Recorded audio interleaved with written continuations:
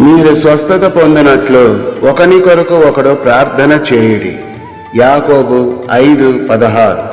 మనం పరుల కొరకు ప్రార్థిస్తే దేవుడు తప్పక స్వస్థతనిస్తారు. ప్రార్థన అన్నది మన హృదయాన్ని తండ్రి పాదాల యొద్ద సమర్పించటం.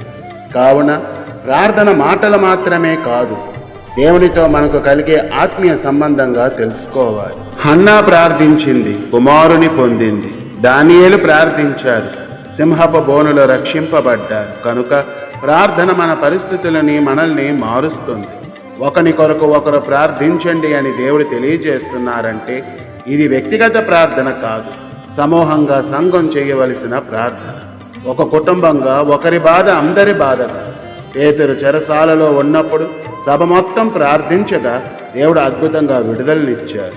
స్వస్థత అన్నది శరీర ఆరోగ్యానికి మాత్రమే కాదు, ఆత్మ మనసు సంబంధిత విషయం కూడా. కొన్నిసార్లు మన గాయాలు శరీరానికి తగిలినా అది ఎందుకో మనసుకు తగిలినట్లుగా అనిపిస్తుంది.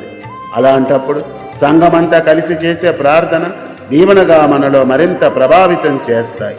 విరిగిన మనసుని బాగు చేయగల దేవుడు, భయాన్ని తొలగించగల దేవుడు, ఆశను వృద్ధిపరచగల దేవుడు మన పట్ల ఉన్నారు. నీతిమంతుని ప్రార్థన బలమైనదని వాక్యం బోధిస్తుంది. అంటే ఏలియా కూడా మనలాగే మనిషి. ప్రార్థించాడు, వర్షం ఆగింది. మళ్ళీ ప్రార్థించాడు, వర్షం వచ్చింది. ప్రార్థన ఎంత శక్తి గలదో ఇందులో తెలుసుకోవచ్చు. హృదయం శుద్ధిగా ఉంచుకో, నమ్మకంతో ప్రార్థన చేయి, తప్పక ఫలితం వస్తుంది. ప్రార్థన. ప్రియమైన తండ్రి, ఈ వాక్యాన్ని విన్న ప్రతి ఒక్కరిని ఆశీర్వదించండి.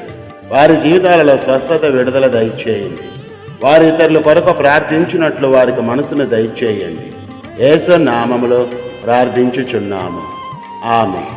మన పరమ తండ్రి ప్రేమ, వారి కుమారుని క్రీస్తు కృప, పరిశుద్ధాత్మ అన్యోన్య సహవాసం సదా మనకు తోడయ్యుండి కాపాడునుగాక, ఆమేన్.